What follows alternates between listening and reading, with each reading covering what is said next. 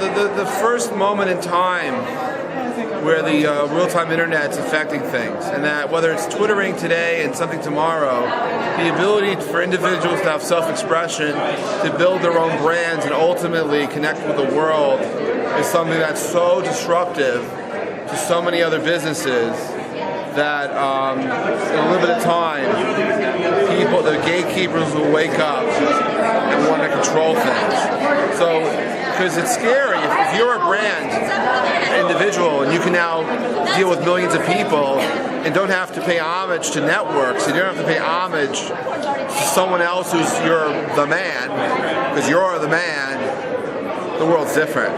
And I think we may actually be at the dawn of the millennial age, where things like time and distance no longer matter because the world became flat after 500 years post-Columbus.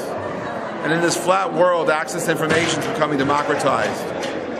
And people, as long as they have access to the broadband internet, whether they're sitting in Tanzania, Tel Aviv, or Toronto, when things happen, they can find out about it almost simultaneously. For years, heads of state and heads of large companies always had that information.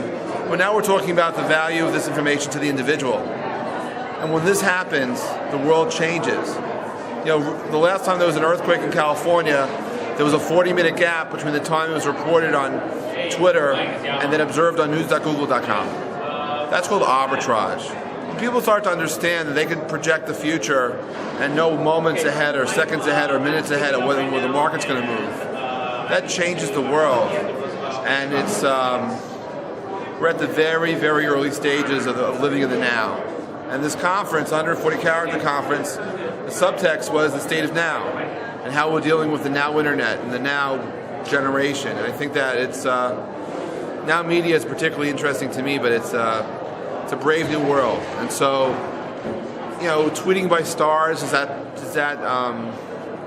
might be trendy, but if it offers people the ability to have self-expression and offers them the ability to be independent of a studio or somebody else who's the man, I think that's the start of something much bigger than some trend, and we'll see. I'm Jeff Pulver. You can find me at jeffpulver.com.